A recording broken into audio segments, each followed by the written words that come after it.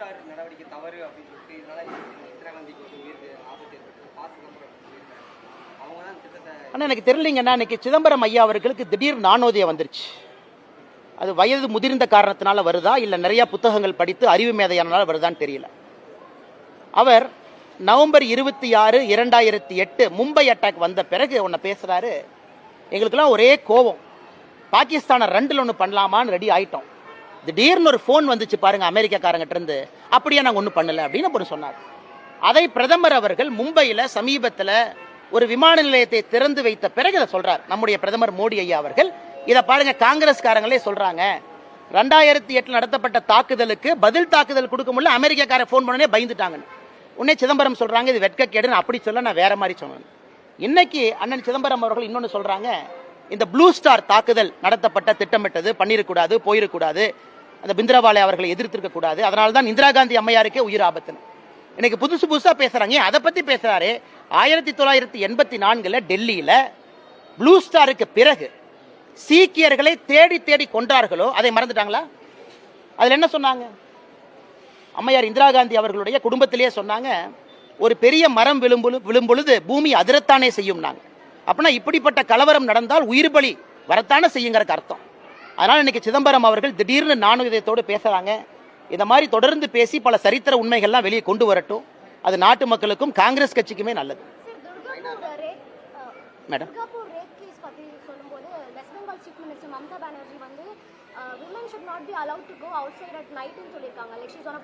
Madam இதை மட்டும் இங்கிலீஷ்ல பேசுறேன், நான் கேள்வி நீங்க கேக்குறீங்க. It is very shameful that the West Bengal Chief Minister, Madam Mamata Banerjee, after the horrific rape of the medical professional, when she was outside, and now she comments people should not go out, people should stay indoors, people should take protection for themselves. What is the point? We are talking of a culture like Bengal, supposedly one of our Bharat's finest culture. Now they couldn't even defend our own sisters and mothers.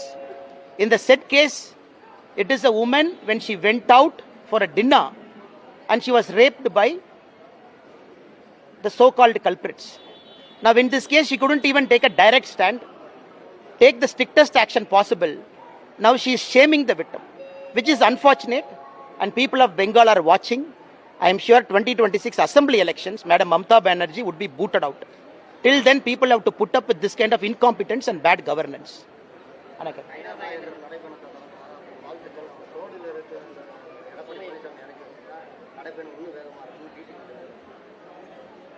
அதை பற்றி நான் கருத்து சொல்ல விரும்பலைங்க. பார்ப்பாங்கண்ணா. Thank you.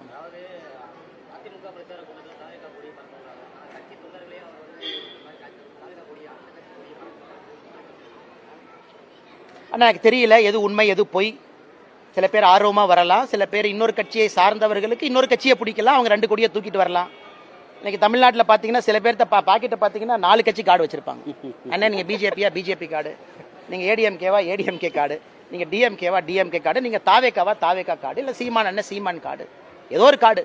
அதனால் எனக்கு தெரியலீங்கன்னா கூட்டத்துக்கு எல்லா தரப்பட்ட மனிதர்களும் வர்றாங்க. இன்னைக்கு ஒரு புது ஃபேஷன் நான் பார்க்குறேன், 2 கட்சிகளையும் சமமான கொண்டாடுவேன் அப்படின்லாம் பார்க்குறேன். அதனால் நான் கருத்து சொல்ல விரும்பலைங்கன்னா இது நல்லது கெட்டது என்பதை தாண்டி கூட்டத்துக்கு மக்கள் வர்றாங்க, பார்க்குறாங்க, அப்படித்தான் பார்க்கணும் நம்ம தவிர இதை ரொம்ப ஆராய்ஞ்சு போஸ்ட்மார்ட்டம் பண்ணி யார் வந்தாங்க எதுக்கு வந்தாங்கன்னு பார்க்குற அளவுக்கு தேவையில்லைன்னு நினைக்கிறேன். ஏன்னா கூட்டணியை பொறுத்தவரை சம்பந்தப்பட்ட தலைவர்கள் அறிவிக்க போறாங்க, தொண்டர்களை எப்போதுமே அறிவிக்க போவது கிடையாது. தொண்டருடைய மனநிலை இருக்கலாம். அதனால் முதலிலிருந்து நான் சொல்லி கொண்டு வருவது, ஒரு கூட்டணி என்றால் ஒருமித்த ஐடியாலஜி, ஒரு கருத்தியல் இருக்கணும், அல்லது ஒரு காமன் கோல் இருக்கணும்.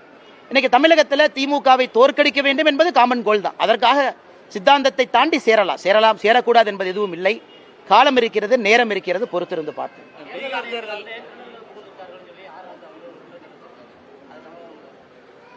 திமுகக்குள்ள திருடர்கள் பூந்து விட்டார்கள் தொடர்ந்து நாங்கள் சொல்றோம். அதுக்கு ஆசா அவர்கள் ஒரு உதாரணம், அவர்களுடைய ஊழல் ஒரு உதாரணம்.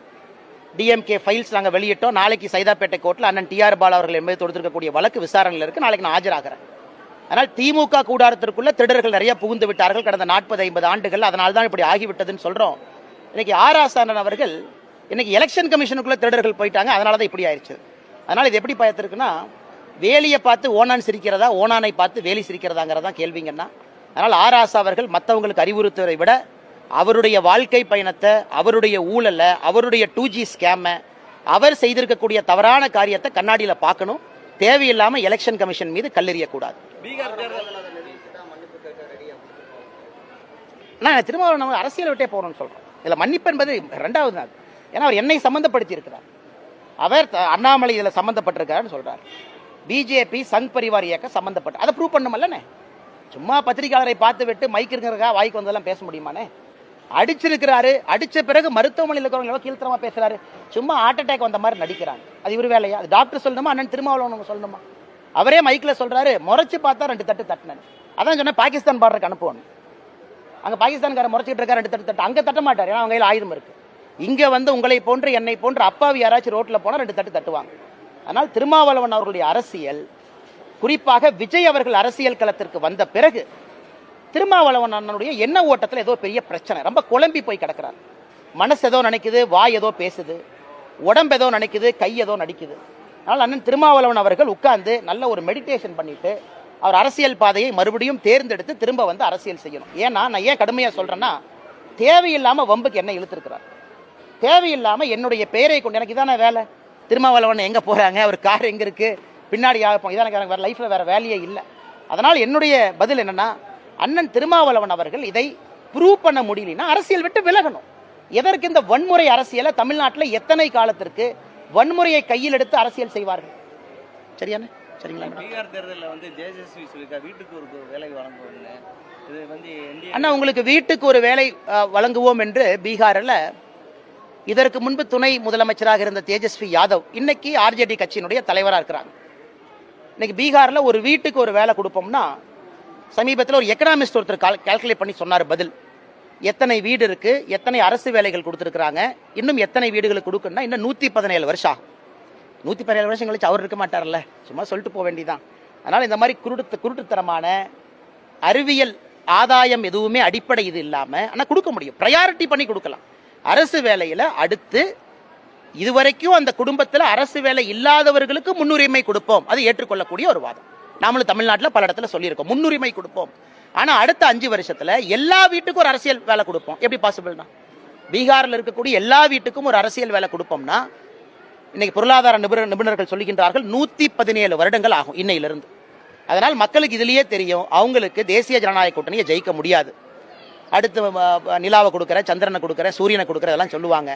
இன்னைக்கு பீகாரில் தேசிய ஜனநாயக கூட்டணியுடைய வெற்றி 3/2 பங்கு மெஜாரிட்டியோடு உறுதியாகிவிட்டது. அதை நவம்பர் 14ஆம் தேதி நடக்கக்கூடிய அந்த வாக்கு எண்ணிக்கையில நம்ம பார்க்க தான் போறோம். ஆனா ஜாதி பேரை பத்தி நம்ம பேசணுங்க ஐயா. இன்னைக்கு பத்திரிகை நண்பர்களுக்கு தெரியாது இல்ல, தமிழகத்தில் திராவிட முன்னேற்ற கழகத்தை பொறுத்தவரை 2 வேஷம் போடுறாங்க. ஒரு வேஷம் என்னன்னா அவர்கள் ஜாதிகளுக்கு எதிரி, இன்னொரு வேஷம் என்னன்னா ஜாதி கட்சிகளை வைத்து அரசியல். இதான் தமிழ்நாட்டில் திராவிட முன்னேற்ற கழகத்தினுடைய 2 முகமூடியினுடைய விஷயம். இன்னைக்கு அவங்க என்ன சொல்றாங்க, மாதிரி பெயர்கள் அந்த ஜியோல போட்டிருக்கிறாங்க. அதாவது இந்த பெயர்ல வைக்காதீங்க, மாதிரி பெயர்கள் வைங்க. அதுல கலைஞர் கருணாநிதி ஐயாவுடைய பெயர் இருக்கு, தவறு இல்லைங்கன்னா முதலமைச்சர் அவர் பேர் இருக்கணும். ஏன் ஐயா டாக்டர் எம்ஜிஆர் ஐயாவுடைய பேர் இல்ல? ஏன் இல்ல? கலைஞர் ஐயாவுடைய பேர் வச்சிருக்கீங்க, எம்ஜிஆர் ஐயா பேர் இல்ல. ஏன் புரட்சி தலைவி அம்மா ஜெயலலிதா அவங்க பேர் இல்ல? எதற்கு முத்துராமலிங்க தேவர் ஐயாவுடைய பெயர் இல்ல? நீங்க தேவர் சமுதாயத்தில் பாக்குறீங்களா? அது பொதுப்படையான தலைவர், தேசியவாதி. ஏன் எத்தனையோ தலைவர் பட்டியலின சமுதாயத்தில் நமக்காக பாடுபட்டவர்கள் எத்தனையோ பேர், ரட்டமலை சீனிவாசன் ஐயாவிலிருந்து ஆரம்பித்து MC ராஜா ஐயாவிலிருந்து பல பேருக்கு சொல்லலாம், ஒரு பேரையும் காணாமே. அதனால் உங்களை பொறுத்தவரை அந்த மாதிரி பட்டியல்ல உங்களுடைய சித்தாந்தத்தில் திராவிட முன்னேற்ற கழகத்தில் வந்திருக்கக்கூடிய தலைவர்கள் பேரை 10 பேரை டைப் அடிச்சுட்டு மற்றவங்க எல்லாம் ஜாதி தலைவர்கள் பேரை வைக்காதீங்க. அதனால் இந்த அரசாணையை உடனடியாக திரும்ப பெற வேண்டும் என்று முதல்ல இருந்து நாங்கள் சொல்றோம். அதே நேரத்தில் சில இடத்துல இது வீம்புக்கான வேலை. உதாரணத்துக்கு கோயம்புத்தூர் மேம்பாலம் 10.1 கிலோமீட்டர் இருக்கக்கூடிய மேம்பாலத்திற்கு ஐயா GD நாயுடு அவர்கள் பேர் வச்சிருக்கோம். நாங்கள் வரவேற்கிறோம், அருமையான திட்டம். GD நாயுடு அவர்கள் பேரை சொன்னா தான் எல்லாருக்குமே GD நாயுடுன்னு தெரியும். ஏன்னா அவர் நம்முடைய மிக முக்கியமான ஒரு மனிதர், எடிசன் ஆஃப் இந்தியான்னு சொல்லலாம். கோயம்புத்தூர்ல ஒரு மிக மிக முக்கியமான மனிதர். இன்னைக்கு அந்த பாலத்திற்கு சரியான பெயர். அங்க நாயுடுங்கிற பேர் எப்படி வந்துச்சுன்னு சில பேர் ஆராய்ச்சி பண்றாங்க. கோயம்புத்தூர்ல போய் GDன்னு சொன்னா யாருக்கும் தெரியாது, GD நாயுடு என்று சொன்னால் தான் எல்லாருக்குமே தெரியும். அதனால் எல்லா இடத்திலும் கூட இதெல்லாம் திமுக அவங்களுடைய பொய்னால மாட்டிக்கிட்டாங்க. பின்னாடி வந்து புனை பெயர் வைக்கக்கூடாது, ஜாதி பெயர் வைக்கக்கூடாது அப்படின்னு அவங்க சொல்லி இன்னைக்கு அவங்க மாட்டிட்டு முடிக்கிறாங்க. இன்னைக்கு GD நாயுடு அவர்கள் பெயர்ல நாயுடு என்கின்ற வார்த்தை எடுத்துட்டு வேறு GDன்னு பாலத்துக்கு பேர் வைக்க முடியுமா? அது ஜிடி நாயுடு என்று தான் வைக்கணும். அதனால் எப்பவுமே நம்ம சொல்லுவாங்க, நிறைய தவறுகள் செய்யும் பொழுது ஒரு நாள் அந்த தவறுகள் எல்லாம் தலை மீது விழும். இன்று திராவிட முன்னேற்ற கழகத்தின் மீது அந்த தவறுகள் தலை மீது விழுந்து கொண்டிருக்கிறது. இந்த அரசாணையை உடனடியாக திரும்ப வாபஸ் பெற வேண்டும். அதிமுக கூட்டணியில் வந்து விஜய் வந்து இணைந்துட்டாருன்னா பிஜேபியை கலந்து விடுறது ஒரு முடிவு யோசிக்க மாட்டார் எடப்பாடி. அதான் சொல்றேன், நான் அது கருத்து சொல்ல விரும்பல அப்படின்னுங்கன்னா, சரியான நேரத்தில் நானும் பேசுறேங்கன்னா இன்னைக்கு அது நேரம் கிடையாது. ஏன்னா அந்த கட்சியினுடைய தொண்டராக இருக்கின்றேன். நான் பேசக்கூடிய வார்த்தைகளை அளந்து நான் பேச வேண்டும். பேசுவதற்கான ஒரு வாய்ப்பு கிடைக்கும் மிக விரைவில். அன்னைக்கு என் மனதில் இருக்கதே உங்கள் முன்னால் நான் கொட்டுகின்றேன். இன்னைக்கு வேண்டாங்க. ஆனால் அன்னைக்கே சொல்லிட்டேனே, தண்ணிக்கு ஆரம்பிச்சா பத்திரிகை நண்பர்கள் தான் பிள்ளையார் சொல்லி, நீங்க தான் கிளாப், நாமளும் சினிமா ஸ்டைலில் கிளாப் போட்டு பூஜை போட்டு ஆரம்பிப்பாங்கன்னா அன்னைக்கு கண்டிப்பாக உங்களுக்கு சொல்லாமல் நான் ஆரம்பிக்க மாட்டேங்க. ஆனால் அது ரொம்ப ஒரு துரதிர்ஷ்டவசமான விஷயம்.